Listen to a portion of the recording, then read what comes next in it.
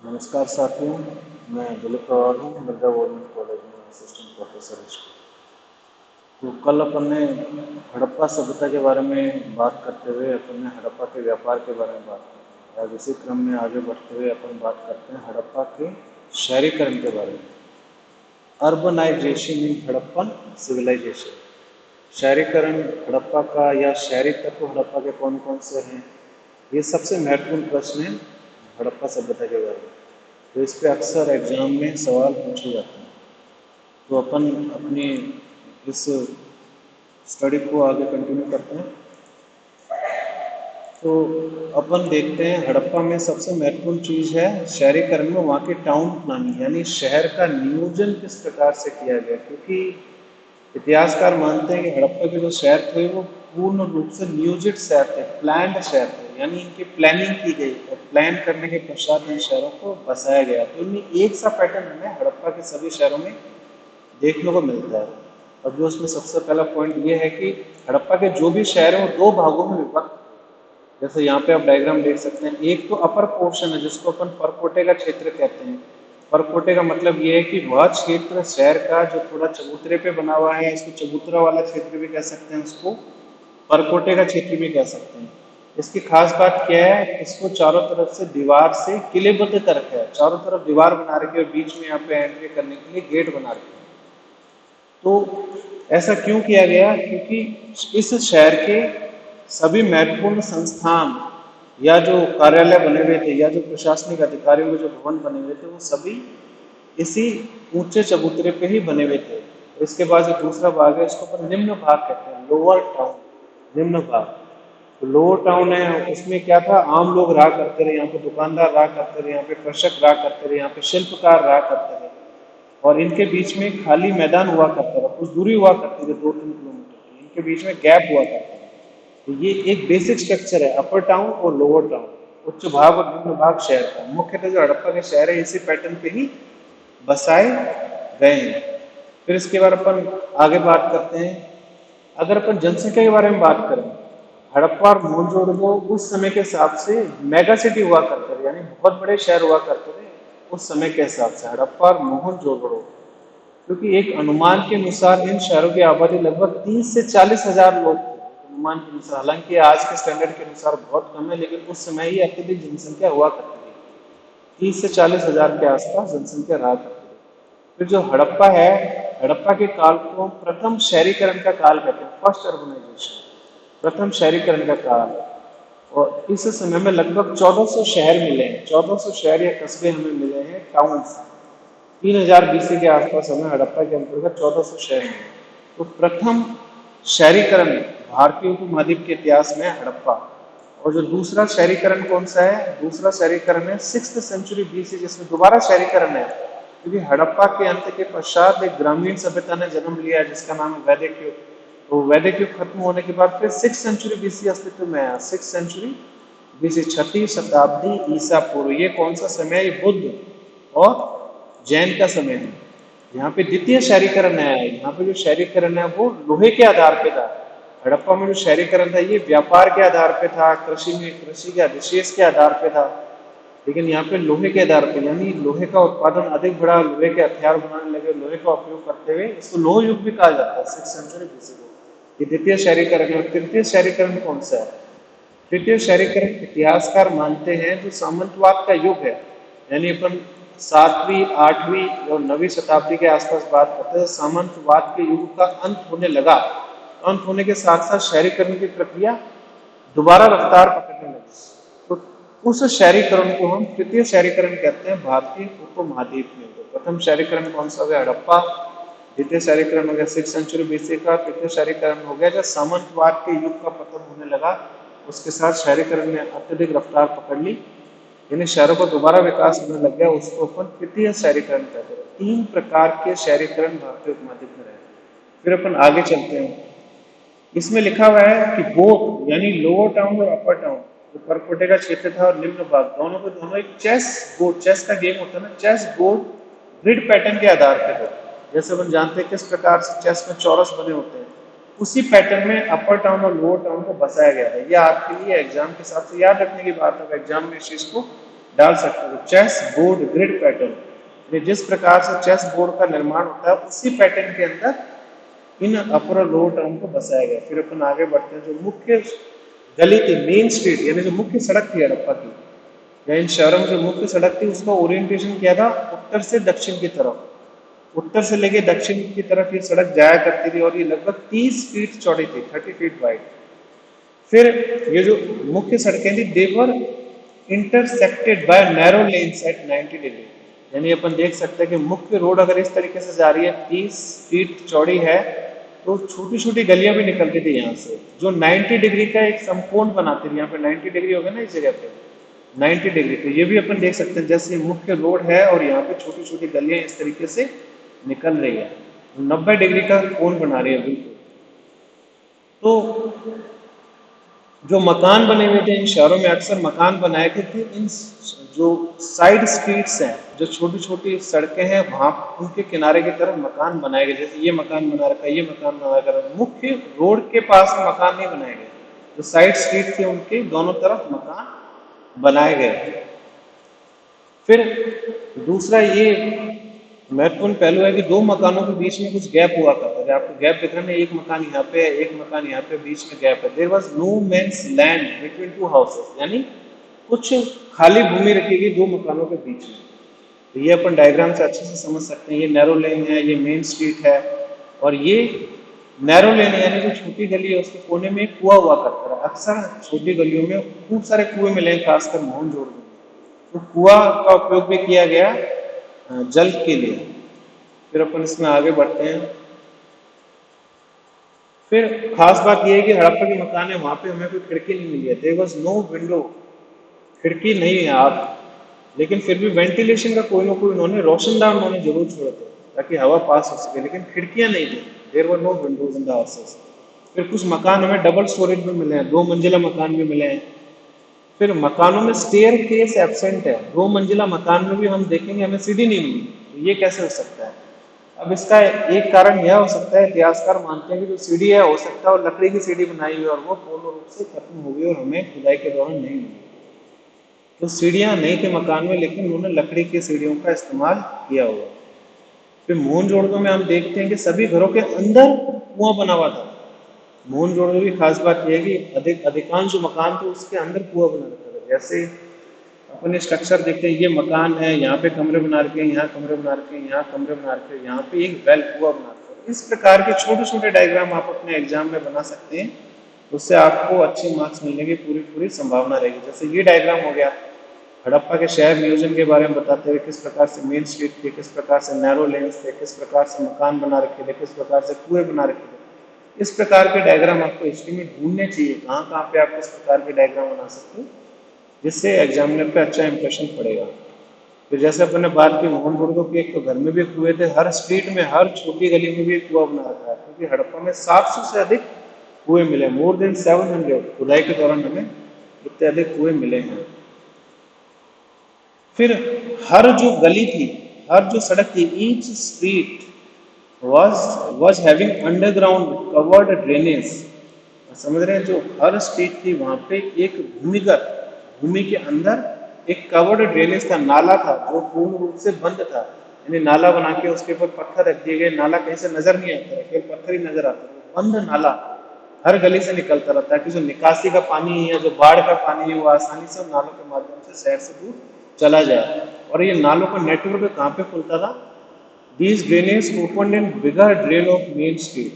यानी छोटी छोटी गलियों से जो नाले निकले हैं, ये बड़ी गलियों के अंदर, जो जमीन के अंदर जो नाले बना रखे हैं उनसे कनेक्ट हो गए। फिर बाहर जाके, शहर के बाहर जाके वो सारे के सारे नाले खत्म होते हैं, निकासी का पानी सारा का सारा शहर से बाहर निकाला गया। ये भी एक सिविक सेंस का ही उदाहरण है। सिविक सेंस क्या होता है कि उनमें नागरिक होने के एक आइडियल, एक आदर्श नागरिक होने के सभी गुण थे। तो सिविक सेंस का ही प्रमाण है कि सारा निकासी का पहले शहर में ना छोड़ते हुए शहर से बाहर ले जाके छोड़ा गया। यानी उन्होंने सैनिटेशन का भी ध्यान रखा, उन्होंने साफ सफाई का भी ध्यान रखा।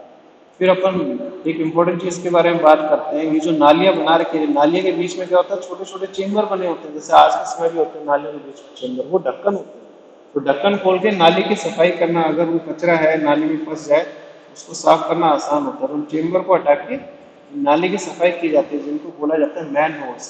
जैसे आज के समय में आप सड़कों के बीच में देखते हो कि मैन होल्स होते हैं जिनको खोल के अंदर से सफाई की जा सकती है। उसी प्रकार से इन सभी नालों के ऊपर मैन होल्स भी मिले हैं, ढक्कन, चेम्बर वाले ढक्कन भी मिले हैं। तो इसका प्रयोग था उसकी साफ सफाई करने के लिए। These were used for cleaning. यह क्या दर्शा रहा है, ये अपने लिए महत्वपूर्ण है। मैन होल के माध्यम से हम यह कह सकते हैं कि जो हड़प्पा का समाज था वो विभक्त हो चुका था, वो वर्गीकृत हो चुका था। स्ट्रेटिफिकेशन अंग्रेजी का शब्द है, यानी समाज विभक्त हो चुका था। इसका अर्थ क्या है, समाज में अमीर लोग भी थे, गरीब लोग थे, क्योंकि जो नाले साफ करने का कार्य अमीर लोग तो करेंगे नहीं, नए प्रशासनिक अधिकारी करेंगे। इसके लिए जो निम्न वर्ग का लोग हैं, उन्होंने अवश्य नालों को वो ढक्कन हटा के नालियों को साफ किया होगा। तो यह समाज में विभक्तता को दिखा रहा है, सामाजिक वर्गीकरण हो चुका रहा, ऊंच नीच समाज में आ चुका। फिर कई जगह पे ये भी व्यवस्था थी कि जो नालियां थी, नालियों के नीचे की तरफ एक सोक पिट बना रखा था, खड्डा कर रखा था। यानी कहीं जो बाढ़ का पानी आ रहा है वो नीचे भूमिगत भी हो जाए पानी, यानी जमीन भी उसको सोख ले धीरे धीरे। तो कुछ पानी जमीन के अंदर भी सोख दिया, तो इससे क्या होगा, उन्होंने पानी को वेस्ट नहीं किया, जिसको कहते हैं रिचार्ज, यानी जो ग्राउंड वाटर है, जो भूजल है, उसके स्तर को उन्होंने बढ़ाने का प्रयास किया। उन्होंने सोक पिट बनाया नालियों के बीच बीच में नीचे की तरफ से, ताकि जो पानी आता आता बाढ़ का नीचे की तरफ चला जाए, जमीन के अंदर मिल जाए। इससे क्या होगा, जो ग्राउंड वाटर है वो उसका स्तर हमेशा ऊंचा रहेगा, वो ज्यादा अधिक नीचा नहीं होगा। तो पर्यावरण के प्रति भी हड़प्पा वासी जागरूक थे। उन्होंने वाटर कंजर्वेशन, जल संरक्षण पे भी उन्होंने ध्यान दिया। ये आईएएस का सवाल आ रखा है कि वाटर हार्वेस्टिंग सिस्टम के बारे में आप लिखो हड़प्पा के अंदर, तो उसमें ये वाला पॉइंट आएगा। स्ट्रीट्स हो गए पानी को बाहर निकालने का, फिर सोक पिट हो गए, पानी को नीचे जमीन के द्वारा सूखा जाता है, जिसको सोक पिट कहा जाता है। फिर अपन बात करते हैं वाटर हार्वेस्टिंग सिस्टम के बारे में, जल संरक्षण व्यवस्था के बारे में। धोलावीरा एक जगह है गुजरात में। धोलावीरा सबसे बेहतरीन उदाहरण है जल संरक्षण के बारे में। क्यों? क्योंकि धोलावीरा में हमें 16 रिजर्वियर्स मिले हैं। रिजर्वियर्स का मतलब होता है तालाब, मैन मेड। मैन मेड हमें 16 तालाब मिले हैं, रिजर्वियर यानी इंसानों के द्वारा बनाए हुए 16 तालाब मिले हैं, और उनमें खूब सारे पानी को इकट्ठा किया जाता था। फिर कई सारे जो रिजर्वियर हैं या जो तालाब हैं आपस में इंटरकनेक्टेड भी थे। इंटरकनेक्टेड मतलब आपस में जुड़े हुए थे।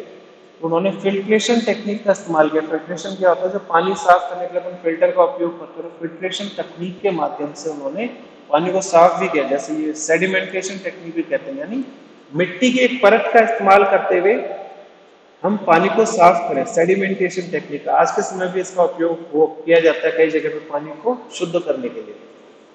तो ये अपन देख सकते हैं, ये एक तालाब बना रखा है, ये एक तालाब बना रखा है, ये एक तालाब बना रखा है, इनको इंटरकनेक्ट कर रखा है। इस तालाब का पानी यहाँ जाएगा, फिर इसका पानी यहाँ जाएगा, बीच में सेडिमेंटेशन की लेयर बना रखी है।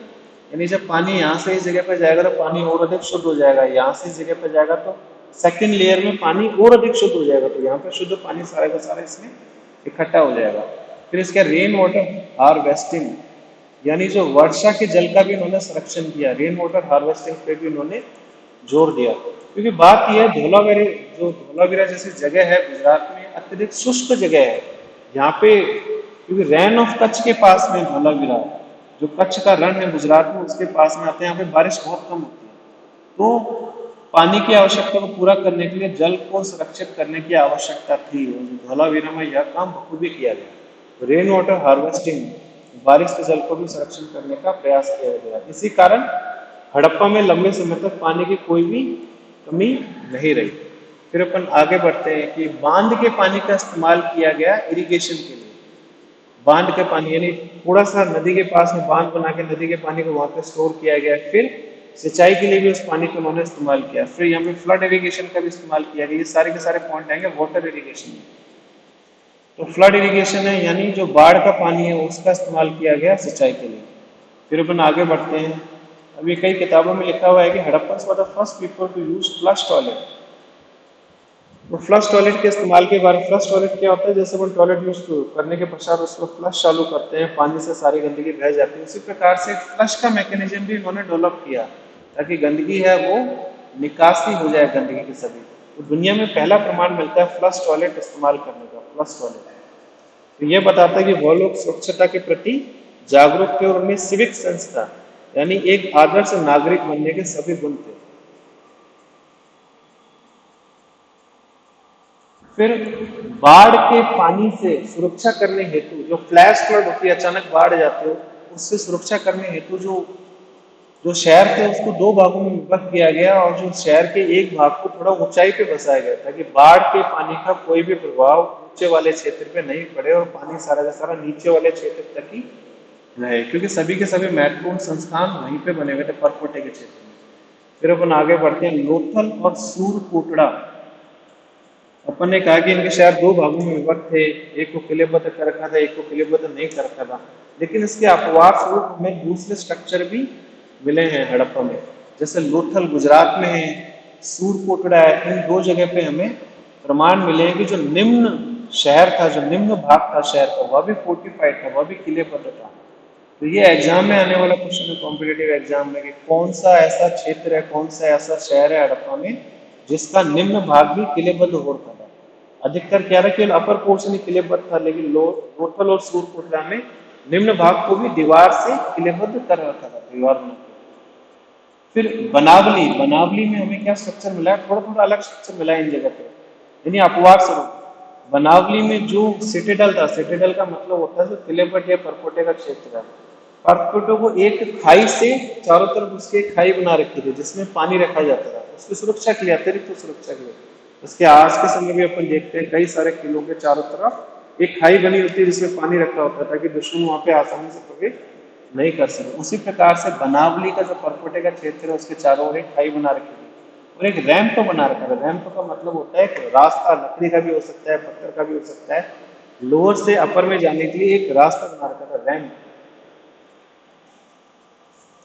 फिर जैसे मोहनजोदड़ो शहर, वो इतना अधिक प्लान्ड शहर है, इतना अधिक सुनियोजित शहर है कि इतिहासकार, कई इतिहासकार ऐसा मानते हैं कि Harappa did not grow from pre existing villages, यानी हड़प्पा का जो विकास हुआ है वो नेचुरल विकास नहीं, वो प्राकृतिक विकास नहीं। क्योंकि प्राकृतिक विकास में क्या होता है, कई सारे गांव हैं, गांवों का विकास हुआ, धीरे धीरे गांव बड़े होते गए होते गए होते गए, और अंततः गांव आबादी बढ़ने के साथ शहर में तब्दील हो गए। लेकिन मोहनजोदड़ो के साथ ऐसा नहीं हुआ, क्योंकि इतिहासकार ऐसा मानते हैं कि लोगों में अवश्य कोई जानकारी रही होगी पूर्व में, उन्होंने प्लान किया होगा कि एक शहर हमको बसाना है। जैसे आज के समय में चंडीगढ़ एक प्लान शहर कहा जाता है जिसको नक्शे बना के प्रॉपर बसाया गया है, प्लानिंग के साथ, नियोजन के साथ बसाया गया। उसी प्रकार से इतिहासकारों को मानना है कि मोहनजोदड़ो को अवश्य प्लान करने के पश्चात बसाया होगा, फिर वहां पे जनसंख्या को भेजा होगा ताकि वहां पे लोग बस सके। तो इससे हमें क्या पता लगता है कि अवश्य कोई प्रशासनिक या राजा की सत्ता रही होगी जिसने यह सारा का सारा कार्य किया होगा, प्लान करने का, फिर लोगों को वहां पे बुलाने का, फिर लोगों को बसाने का, मोहनजोदड़ो। फिर धोलावीरा के बारे में अपन बात करें, धोलावीरा में सैंड स्टोन का इस्तेमाल हुआ है। सैंड स्टोन, सैंड स्टोन क्या होता है, एक विशेष प्रकार का पत्थर होता है सैंड स्टोन, जिससे अनेक प्रकार के किले भारत में बनाए गए। गुजरात का मुख्य फीचर है। तो सैंड स्टोन का इस्तेमाल भी अपन देख लेते हैं, अगर अपन हिंदी में मिलता है सैंड स्टोन को हिंदी में क्या कहते हैं, सैंडी, बलुआ पत्थर होना चाहिए। हाँ, बलुआ पत्थर, ये देखो बलुआ पत्थर, इसके इमेज में दे रखी है, ये बलुआ पत्थर है। तो कई सारे किलों में भी इसका इस्तेमाल हुआ है। तो धोलावीरा में बलुआ पत्थर का इस्तेमाल हुआ है, जो धोलावीरा का ही फीचर है। फिर धोलावीरा के ने जो परकोटे का क्षेत्र बना रखा था उसमें एंटर करने के लिए एक बहुत विशाल काय गेट बना रखा था उस परकोटे के क्षेत्र में प्रवेश करने के लिए। और कई सारे टावर भी बना रखे थे, गेट भी बना रखा है, गेट पे भी दोनों तरफ टावर भी बना रखे थे जहाँ पे खड़े रह के ऊपर की तरफ लोग वॉच कर सकते हैं, लेकिन दुश्मन तो यहाँ पे प्रवेश नहीं कर रहा है। फिर हड़प जो धोलावीरा है, धोलावीरा अक्सर जो शहर है हड़प्पा के दो भागों में बटे हुए, लेकिन धोलावीरा एक ऐसा शहर है, ये भी इंपॉर्टेंट इन्फॉर्मेशन है ऑब्जेक्टिव हिस्ट्री में, कि धोलावीरा को तीन भागों में विभक्त किया गया था। एक तो परकोटे का क्षेत्र हो गया, कासल, कासल मतलब किला, किले का क्षेत्र हो गया परकोटे का। फिर मिडिल टाउन हो गया, एक बीच का शहर भी था। और फिर लास्ट में बेली, बेली का मतलब है लोअर टाउन है। अपर टाउन, मिडिल टाउन और लोअर टाउन, तीन भागों में इसको विभक्त किया गया। और तीनों के तीनों फोर्टिफाइड थे। आप देखो, जो परकोटे का क्षेत्र है उसके चारों तरफ दीवार बन रखी थी, मिडिल टाउन के चारों तरफ दीवार बन रखी थी, और जो निम्न क्षेत्र है उसके चारों तरफ भी दीवार बना रखी थी। तो हमें तीन डिवीजन, तीन भाग देखने को मिलते हैं धोलावीरा में।